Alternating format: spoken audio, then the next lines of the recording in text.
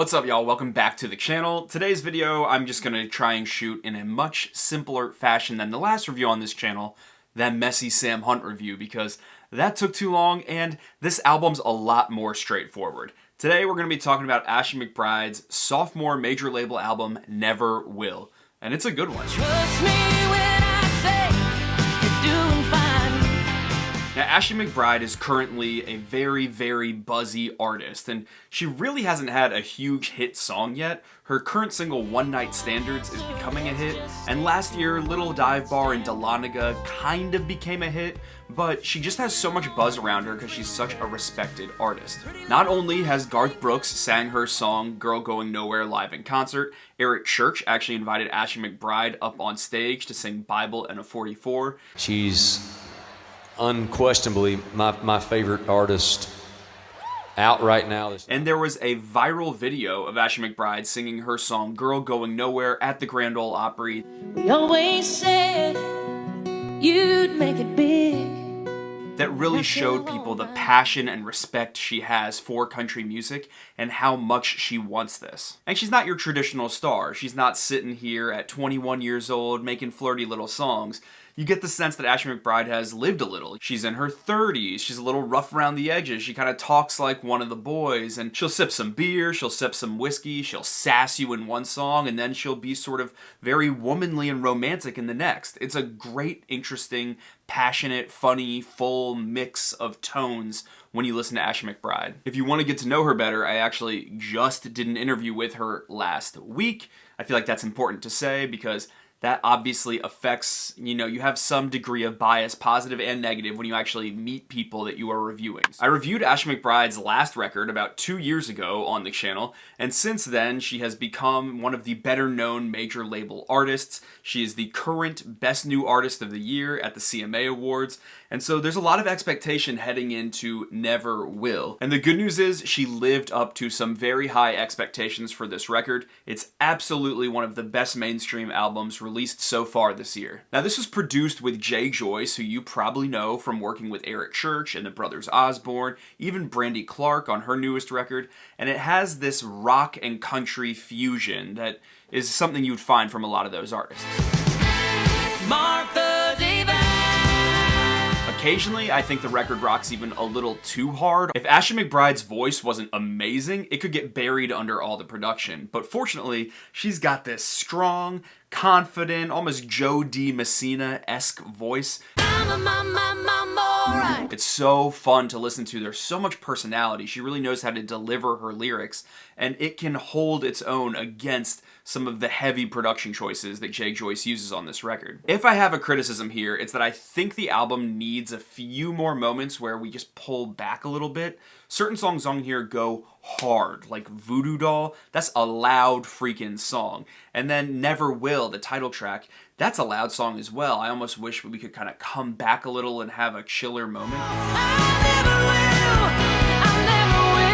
But I don't think it's an issue that derails the project, and this album is going to be amazing live. The tone of this album is very Ashley. It's about how she's not gonna change. She is who she is. That's right there on the title track, Never Will, where she says she never will change. She wants to stay the person that she is, despite the fact that this girl going nowhere became a girl that went somewhere. And there's a sort of comfort in her own skin that is present on every single song on this record. Whether that's just kind of openly wanting an affair on One Night Standards, I ain't gonna stay for the weekend. I ain't gonna jump off the deep end. or wanting to tell off a judgy religious family member on Shut Up Sheila, or wanting to murder her father's mistress on Martha Divine, or sort of plainly realizing she's a lot like the brother that she lost on the song Stone. Ashley McBryde just sort of tells it like it is, and she doesn't apologize for it. Even on the moments where she does experience some self-doubt, I don't get the sense that she really leans into feeling sorry for herself or just drowning in the self-loathing. I mean, First Thing I Reach For is a song about grabbing some alcohol first thing in the morning with your coffee and how the first thing you reach for is the last thing you need. Very clever lyric. It's the last thing I need. But it doesn't feel especially sad. And on Voodoo Doll, even though she's experiencing jealousy, she sort of masks it with some anger and some ferocity. I think what I'm trying to say is that Ashley McBryde is tough, and she comes across as confident, tough, humorous, comfortable in her skin. I don't know, just adult in a way that so few mainstream country artists actually feel. I feel like we're getting a lot of kind of high school, juvenile emotions on a lot of mainstream releases, and that's not this. So let me go track by track through this album and just talk briefly about all the songs. The first song's called Hang In There Girl. It's a great opener to the album. This is Ashley McBryde driving through her hometown in Arkansas and seeing a girl that reminds her a lot of herself. The very opening line on this record demonstrates some of the specifics that are in her songwriting that make it so fun to listen to. She tells a story with every song. She says, about 15, gray sweatpants, at the edge of the road, putting up a flag. And now is a good time to say that the writers that you see on the writers list for this album are not the people you see on every other big country album. You know, people like Jeremy Spillman and Jeremy Bussey and Nicolette Hayford, Randall Clay, rest in peace. Oh, and Brandy Clark. How did I leave out Brandy Clark? We love Brandy Clark. These people are not the ones that you're going to see in the liner notes of, you know, most Music Row albums. And I just think it makes for such richer content. And in this song, Ashley McBryde talks to this girl that's got 2 old mutts and a single wide and lives just kind of on the bad side of the tracks and is just telling her, hang in there, girl. It's a very hopeful message saying, like, if I made it, you can make it too. One Night Standards is kind of a big, torchy ballad, a little bit heartland rock feeling about let's just have an affair and let's not call it any more than it is. I mean, she even says, let's just use me like I'm using you. I love the line in that where she says, there's no king bed covered in roses, just a room without a view. Shut Up Sheila is a song that is telling off somebody that has really bothered Ashley. And I think if I'm putting the pieces of this song together right, she's saying, look, we all grieve and move on from painful things in our lives in our own way. And she says we don't sing Amazing Grace and we don't read from the Bible. We're trying to move on in our own way. So just shut up. I don't look at this song as a rebuke of religion as much as a rebuke of someone communicating their religion poorly, because there's a religiosity to all of Ashley McBryde's music. She references Babylon and Jezebel and stuff like Shut Up Sheila and the Bible and Amazing Grace, you know, all through her music. And I think it adds a sort of gravitas and a implied morality to a lot of songs that make it really, really interesting, especially because she also plays the bad girl at the same time. First thing I reach for is probably the countryest thing on this record. It sounds country. The vibe of it feels super outlaw about waking up and having black coffee and brown liquor. And there's so much steel in this song, which just makes it feel a little bit loosey-goosey, really fun, and really freaking country. Voodoo Doll is a freaking cool song. It's slinky and haunted. You got yourself a voodoo doll. Basically, she's saying, I know this town talks, and she knows her man is cheating on her. And she knows that because she is experiencing in her own body the pain of knowing she's being cheated on. As if when this guy touches her hair, she feels like a burning on her back. You guys know me, I love when I come across a song where it's just a totally different concept than I've ever heard, and this is definitely one of those examples, and this thing rocks. Sparrow is the center track of the album, and I would say it's one of its emotional centers as well.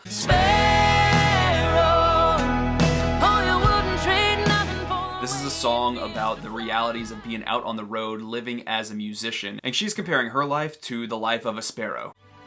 There's nothing but sparrow around here. Because sparrows are a type of bird that no matter where they fly, they always know how to get back home. They have an amazing sense of direction. And so she is saying that she has to live this life out on the road. She feels that destiny to be a performer, and yet that makes her feel alone, and it's harder than she expected, and there's this sense that always she will be returning home to what matters to her, but she has to go do this. I love the opening stanza of the song. It starts off with a phone call, and it just is a perfect little snippet of a conversation where she says, I called you from the lobby bar on Tuesday. How's the okra coming up? Boy, I wish I had me some. Save me a plate.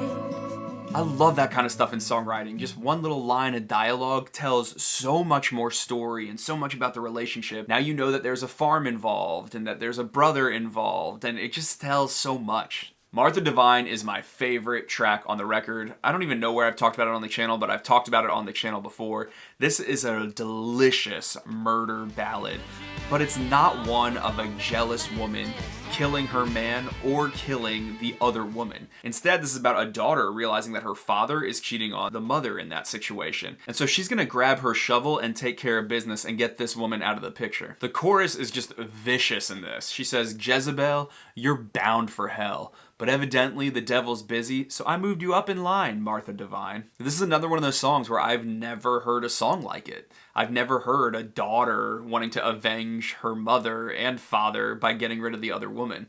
It's just interesting. Velvet Red is this sort of vintage bluegrassy moment. It's sort of this neat little Southern Gothic story song about the mayor's daughter who would sneak out and go hook up with this little boy from the holler who would make wine. And he called her Velvet Red, Velvet Red. And they would drink his wine, which they also called Velvet Red. And in the end, there's this daughter born to an unwed woman who's named Little Velvet Red. There's something that feels almost like a little medieval about this, like it's a little tale that you're being told, the story of these two lovers. It kind of gives me Princess Bride vibes. Oh!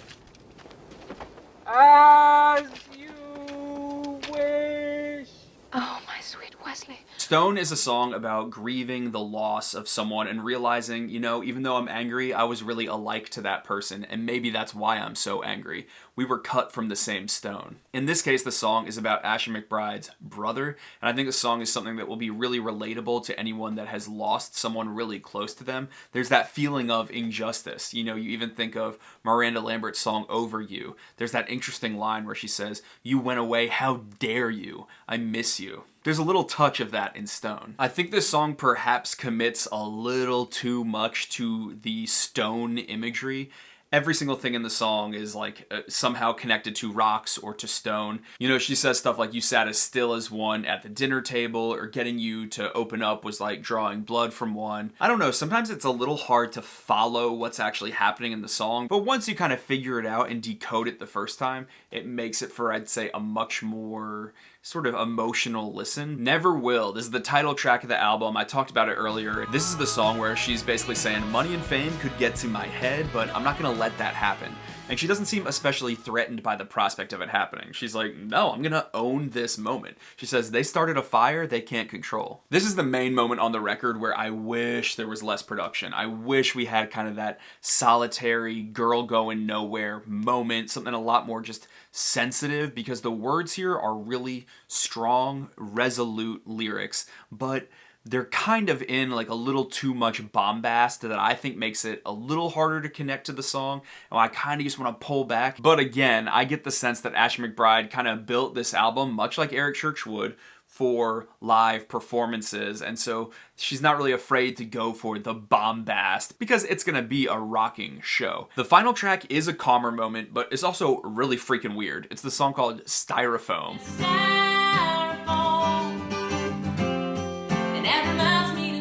It's a solo write by Randall Clay. Randall Clay passed away recently, so I get the sense this is kind of a tribute to him, as well as just a fun, wacky, offbeat song. The first time I heard it, and she was doing this spoken word thing about the official scientific name of styrofoam, which is like extruded poly whatever, I was kind of like, what is this?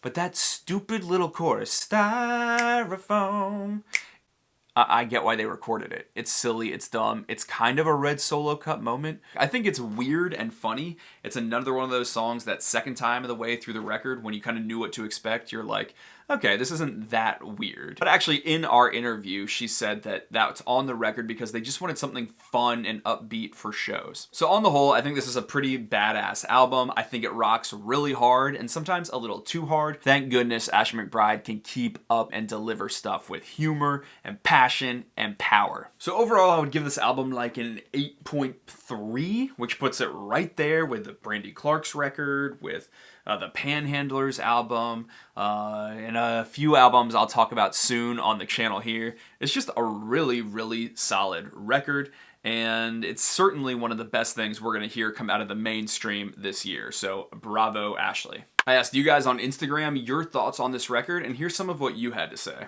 Aaron's Lamb says, Ashley McBryde blows all the other country women out of the water. She is phenomenal. Brennan says, absolutely love it. Voodoo Doll and Martha Divine are my highlights. Hey, me too, dude. Great songwriting. Nathan Clark says, it's a solid album, interesting sound, great lyricism, favorite is Sparrow, 9 out of 10. Camden says, sounds good, but there's not an apparent theme present. It's a little messy. Tanner says, Styrofoam is hilariously dumb, but it also might just be the biggest jam on the record. So there's another vote for Styrofoam. Callie says, I love the entire album. That mandolin, though, it is my absolute favorite. Yeah, I didn't mention this, but there's great mandolin on this record. Someone just says, don't know how to feel about Styrofoam. Definitely interesting. A lot of comments about Styrofoam in these. Isa Campos says, I think it's a perfect balance with her rock side. She sounds really aware and confident about her experiences. Not many have such a strong delivery. Jeremy Chua, I love Jeremy, says, truly a country rock album. I wish there was a solid, sad / poignant song like Girl Going Nowhere though.